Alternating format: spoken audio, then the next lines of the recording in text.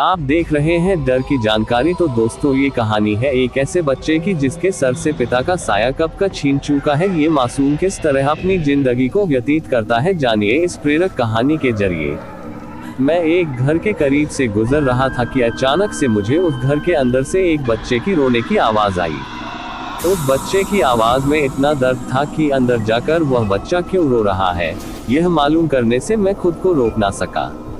अंदर जाकर मैंने देखा कि एक माँ अपने 10 साल के बेटे को आहिस्ता से मारती और बच्चे के साथ खुद भी रोने लगती।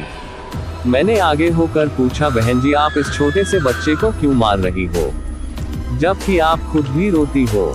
उसने जवाब दिया, भाई साहब, इसके पिताजी भगवान को प्यारे हो गए हैं और हम लोग बहुत ही गरीब हैं। उनके जाने के बाद मैं लोगों के घरों में काम करके घर और इसकी पढ़ाई का खर्च बामुश्किल उठाती हूँ और यह कमबख्त स्कूल रोजाना देर से जाता है और रोजाना घर देर से आता है।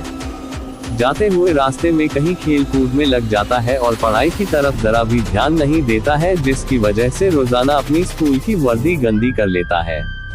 मैंने बच्चे और उसकी माँ को जैसे तैसे थोड़ा समझाया और चल दिया।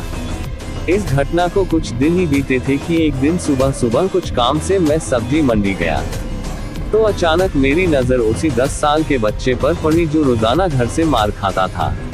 मैं क्या देखता हूँ कि वह बच्चा मंडी में घूम रहा है और जो दुकानदार अपनी दुकानों के लिए सब्जी खरीदकर अपनी बोरियों में डालते तो उनसे कोई सब्जी जमीन पर गिर जाती थी, वह बच्चा उसे फौरन उठाकर अपनी झोली में डाल लेता। मैं ये नज़ारा देखकर परेशानी में सोच रहा था कि ये चक्कर क्या है। मैं उस बच्चे का चोरी चोरी पीछा करने लगा। जब उसकी झोली सब्जी से भर गई तो वह सड़क के किनारे बैठकर उसे ऊंची ऊंची आवाजें लगाकर वह सब्जी बेचने लगा। मुंह पर मिट्टी, गंदी वर्दी और आंखों में नमी। ऐसा महसूस हो रहा था कि ऐसा दुकानदार जिंदगी में पहली बार देख रहा हूँ। अचानक एक आदमी अपनी दुकान से उठा जिसकी दुकान के सामने उस बच्चे ने अपनी नन्ही सी दुकान लगाई थी। उसने आते ही एक जोरदार लात मारकर उस नन्ही दुकान को एक ही झटके में रोड पर बिखेर दिया और बाजुओं से पकड़कर उस बच्चे को भी उठाकर धक्का दे दिया। वह बच्चा आंखों में आंसू लिए चुपचाप दोबारा अपनी सब्जी को इकट्ठा करने लगा और थोड़ी देर बाद अपनी सब्जी एक दूसरे दुकान के सामने डरते डरते लगा ली।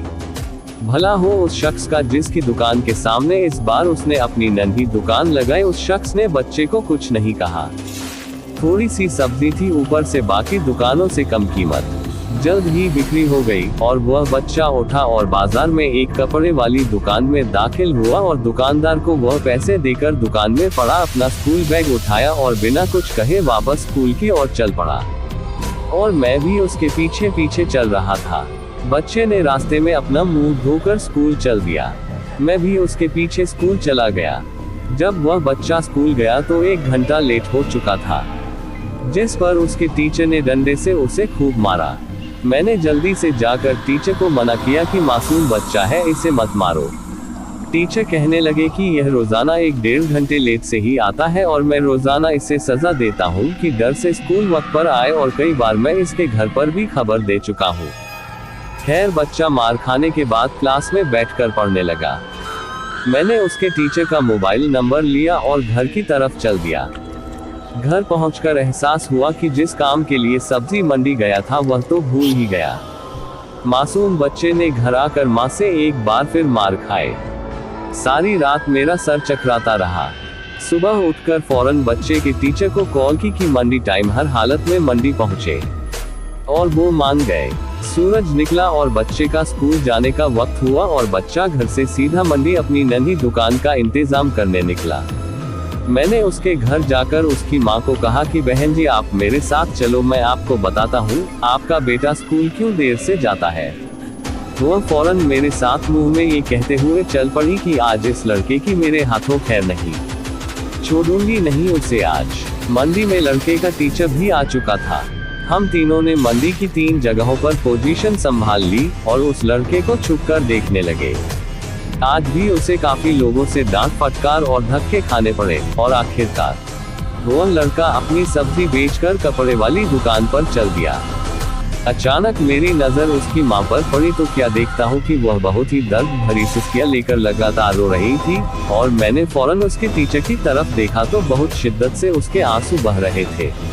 दोनों के रोने में मुझे ऐसा लग रहा था जैसे उन्होंने किसी मासूम पर बहुत जुल्म किया हो और आज उनको अपनी गलती का एहसास हो रहा हो। उसकी माँ रोते रोते घर चली गई और टीचर भी सिसकियां लेते हुए स्कूल चला गया। बच्चे ने दुकानदार को पैसे दिए और आज उसको दुकानदार ने एक लेडी सूट देते हुए कहा कि बेटा आज सूट के सारे पैसे पूरे हो गए हैं, अपना सूट ले लो। बच्चे ने उस सूट को पकड़कर स्कूल बैग में रखा और स्कूल चला गया। आज भी वह 1 घंटा देर से था। वह सीधा टीचर के पास गया और बैग डेस्क पर रखकर मार खाने के लिए अपनी पोजीशन संभाल ली और हाथ आगे बढ़ा दिए कि टीचर डंडे से उसे मार ले। टीचर कुर्सी से उठा और फौरन बच्चे को गले लगाकर इस कदर जोर से रोया कि मैं भी देखकर अपने आंसुओं पर काबू ना रख सका। मैंने अपने आप को संभाला और आगे बढ़कर टीचर को चुप कराया और बच्चे से पूछा कि यह जो बैग में सूट है वह किसके लिए है।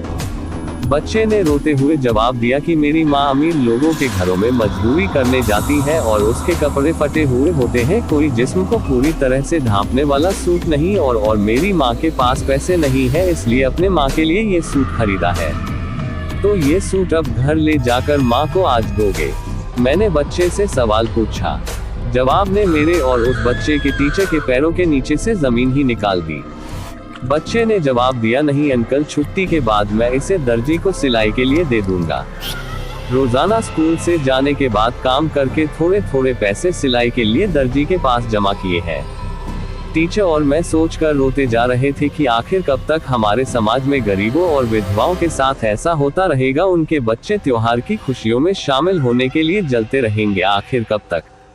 क्या ऊपर वाले की खुशियों में इन जैसे गरीब विधवाओं का कोई हक नहीं? क्या हम अपनी खुशियों के मौके पर अपनी ख्वाहिशों में से थोड़े पैसे निकालकर अपने समाज में मौजूद गरीब और बेसहारों की मदद नहीं कर सकते?